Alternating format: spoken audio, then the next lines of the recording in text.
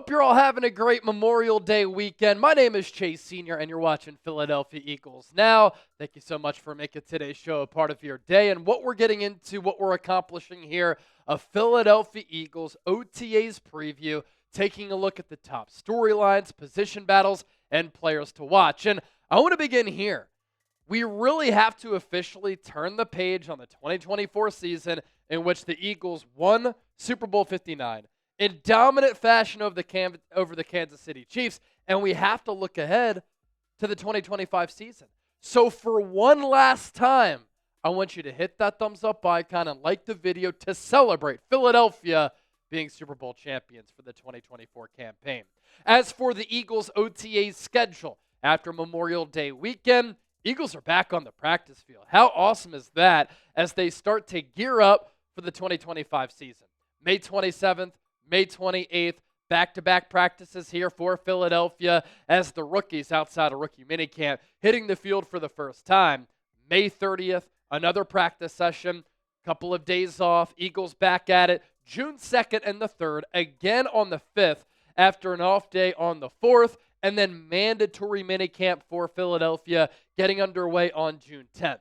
Organized team activities. That's what OTA stands for. Some of the marquee players on this Eagles team will not be there. It is optional. I think you should be there, but then mandatory minicamp is when everybody is expected to be in attendance. And so, during Eagles OTAs, this is what I want to hear. That new offensive coordinator, Kevin Patullo, who is going to step in for Kellen Moore after he took that Saints head coaching job, has some fresh ideas. I think it's always important for an NFL offense to adapt, evolve, make some changes, and come up with some fresh concepts, fresh plays. I don't think the Eagles did enough of that coming off of the Super Bowl appearance in 2022, in 2023 with Brian Johnson. That's a big reason why defense is caught up to what Philadelphia was doing. That's why the Eagles offense was vanilla and predictable. Kevin Patullo has been Nick Sirianni's right-hand man. Sirianni swears by him. Maybe we see a more balanced offense. I think there's a good chance we see that. And I'm not against that. But I want to continue to see modern-day concepts, pre-snap motion, and explosive offense with the pass game and the run game, and the new OC bringing about some fresh ideas as the new play caller. Number 2, a positive health update on first-round pick Jihaad Campbell. Eagles moved up one spot to get him. He was the top 15 player on my board, a top 10 player on their board, arguably the best off-ball linebacker in this class, who also has chops as an edge rusher. He's coming off a labrum injury. And so the expectation is that he's not going to be ready for OTAs. He might not be ready until training camp. He might miss a lot of training camp, but if we get a positive health update on Jihaad Campbell, that'll be great news. Number 3, that linebacker Nakobe Dean is in a good spot. I saw something very interesting on Friday. The Eagles took a field trip to the Palestra, iconic basketball venue, one of the best basketball venues in the entire world, and we have it right in Philadelphia. It's awesome. And the Eagles were playing a bunch of games on the Palestra floor.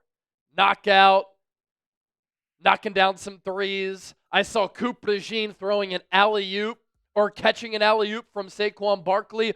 What I also saw was a trick shot from Nakobe Dean where he just kind of threw it behind his back. It went in, but then he celebrated that shot with Jalen Hurts, and he was moving around pretty good.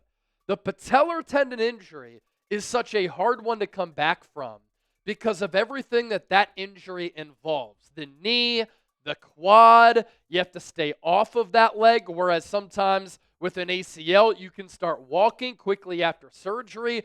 And so I was pleasantly surprised with how Nakobe Dean was looking after suffering that patellar tendon injury in January. Sometimes players don't come back for a year.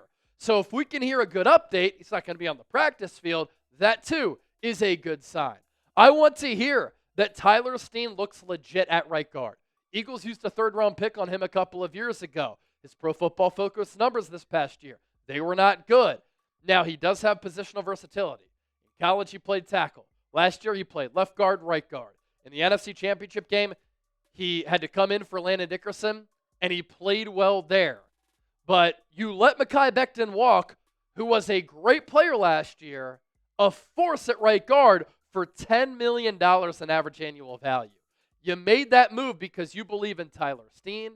You believe that maybe Kenyon Green can live up to that first-round value that the Houston Texans saw in him a couple of years ago. Maybe you like these rookies, and so far, these rookie offensive linemen are really impressing. But I want to see Tyler Steen start to play well, and be consistent. And then with the Eagles losing a Josh Sweat and a Milton Williams, I want to hear that this young defensive line with some marquee special players on it is ready to eat and be the anchor for Vic Fangio's defense.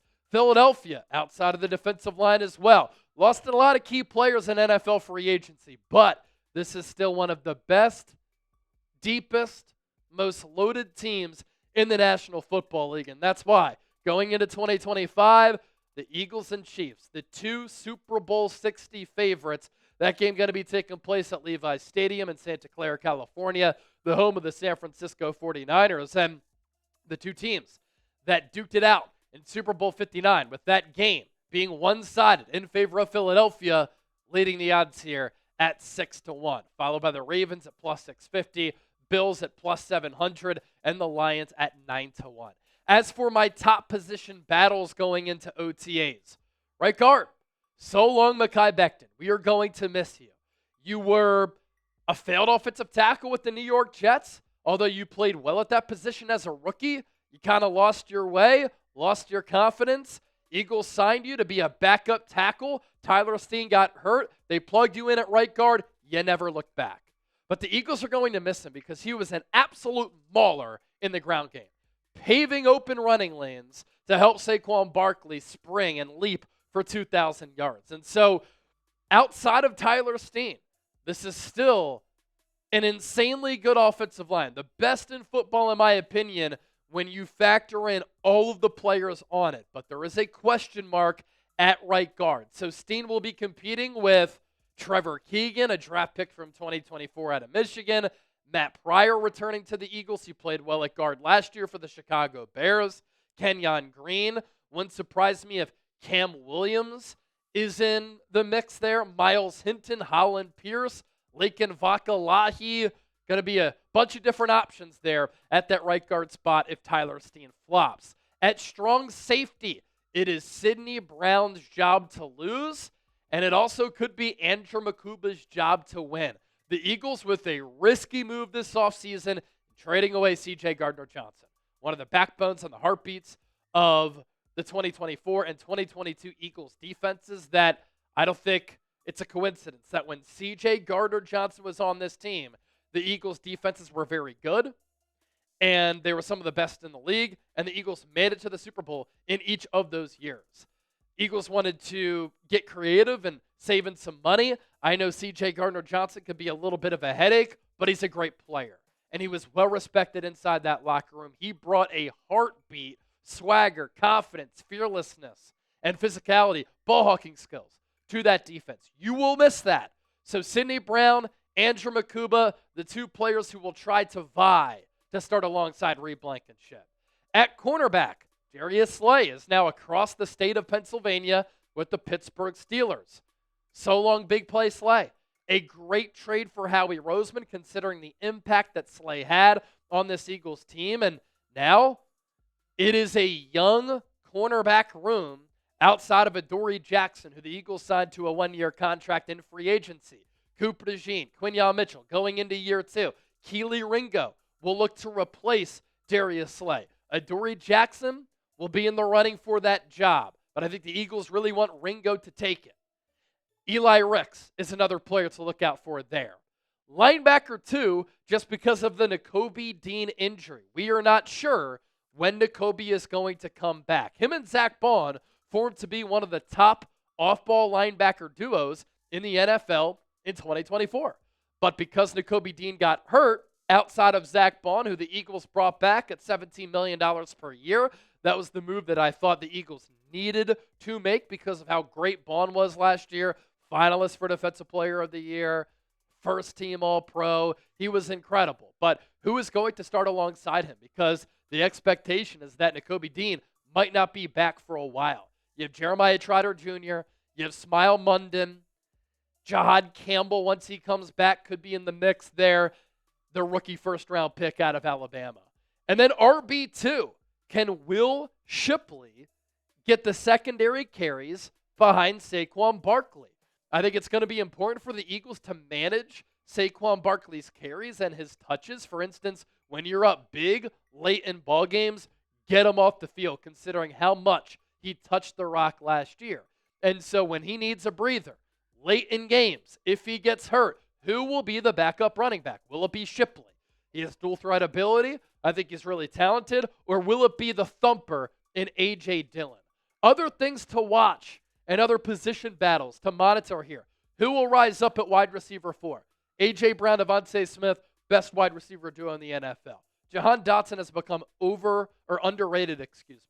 But at wide receiver 4, Johnny Wilson, Anaya Smith, Terrace Marshall. Could it be a UDFA?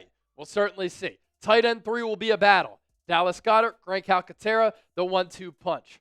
Then the Eagles, in free agency, signed Kylan Granson, good blocking tight end. More of that Trey Burton type of player because he's a little bit shorter. And then Harrison Bryant, a tall tight end who can go up and get it and be a red zone threat. Jordan Mailata said something recently, too, that I just find to be so on brand for the Eagles, but so fascinating. He loves, and I mean loves, the rookie offensive linemen. Cam Williams, Drew Kendall, and Miles Hinton. He really thinks that those players are really good players and talented players. He said in drills, Drew Kendall is not even a tackle, but Mailata has been impressed by him because he said, Kendall, he's just so good. He moves so well. Hollin Pierce is a guy who I thought should have been taken in the 5th round by a team. He was a UDFA pickup by Philadelphia. And so Mailata loves these rookie offensive linemen. How is Jeff Stoutland going to stagger their snaps? First string, second string, third string. A lot to figure out there. A really good player from the offensive line room might end up getting cut and not making the 53. Will Avery Williams be the punt and kick returner on top of being a Swiss Army knife as a running back and guy who can play a multitude of positions? And then the Eagles have a new long snapper. His name is Charlie Hewlett. One of the big reasons why the Eagles let Rick Lovato go, Jake Elliott had the worst year of his career. And so the Eagles are trying to fix that by bringing in Charlie Hewlett, a new long snapper after Lovato was with this team for a very long time in helping to replace John Dorenbos. All right, a lot to get to still. But first, if you want a Philadelphia Eagles jersey looking ahead to 2025, get yours today. We're talking about the 2025 Eagles on today's show. Chatsports.com/Eagles jersey. That'll take you to the promised land. And Fanatics has a bunch of fantastic deals where you can get hooked up, you can save some money, you can rock some Eagles gear, and you can get swagged up and swagged out. All types of different jerseys, players, and sizes available. It's chatsports.com/Eagles jersey. You use that link, it'll take you to Fanatics. Fanatics will know that Chat Sports, Chase Sr., and Philadelphia Eagles now sent you.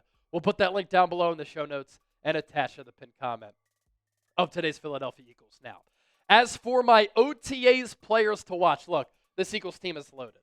And so I'm looking forward to seeing this entire contingent of Eagles back on the practice field together.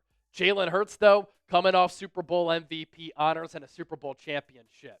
And it's a big year for him. He's no longer a top 10 highest paid quarterback. A lot of people question him as a passer. He played awesome in the NFC Championship game and in the Super Bowl. Does that lead to Hurts really finding his stride as a passer? Because as we know, the pass game struggled a little bit last year. I think a big reason for that, though, Eagles running the football so much. Saquon Barkley, I just want to see how he looks after the huge workload last year. There has been a theme of rushing champions over the last few years, either getting hurt or not playing as well that following year, because that is a very physical position. Hopefully that doesn't happen with a one-of-one athlete like Saquon, especially after the Eagles signed him to that huge deal.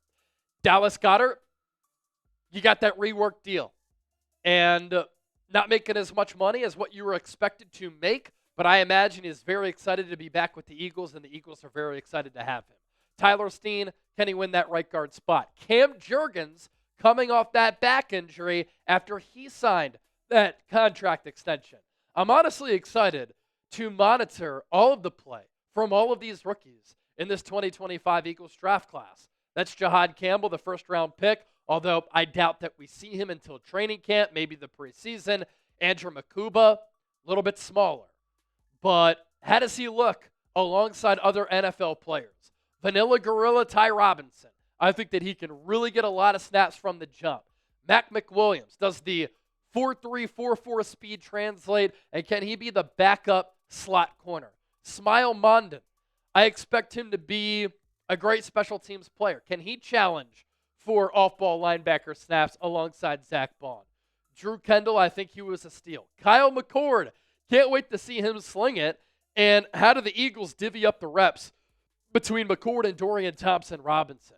Miles Hinton, NFL bloodlines with his dad and his brother, and then Cameron Williams and Antoine Powell-Ryland. Cameron Williams could have been a first-round pick in 2026 if he went back to school. And Antoine Powell-Ryland, him falling to the Eagles in the 6th round, no player has been as productive as him the last 2 years in college football. And I just think that he's a football player. Other OTAs players to watch. Some UDFAs here. BJ Mays, can he win some snaps at that slot corner role? Hollin Pierce, he could play tackle, he can play guard. 2 UDFA running backs and Montrell Johnson out of Florida. ShunDerrick Powell out of Central Arkansas. Eagles gave a lot of money to Johnson, Powell, and Maxen Hook, a safety out of Toledo. Kelee Ringo, again, can you start opposite of Quinyon Mitchell at that outside corner spot? Will he get pushed by an Eli Ricks or an Adoree Jackson? Nolan Smith is coming off that torn triceps injury. How does he look? Can he continue his development from year 2 to year 3 after he took a huge leap from his rookie year to his sophomore campaign? Jalyx Hunt, if he can have that Nolan Smith leap and carry off of what he did in the playoffs, where I thought he was fantastic, that'll be a great sign for this Eagles defense. Keep in mind, he started his college career, did Jalyx Hunt, as a safety at Cornell, and then started playing edge rusher at Houston Christian. So he's a little bit raw. Jeremiah Trotter Jr., Axeman Jr., can he vie for some snaps alongside Zach Bond? I really like the instincts and the feel and the smarts that he has at that linebacker spot. Sidney Brown, will you start alongside Reed Blankenship? How about Lewis Cine, a former first-round pick by the Minnesota Vikings? He went to Georgia. There was a reason he was a first-round pick, but there's also a reason why the Vikings let him go. Injuries, but bad play. Does he stink, or can the Eagles pick something special up off the scrap heap? And then Jake Elliott coming off that bad year. And what did Jeffrey Lurie say this offseason?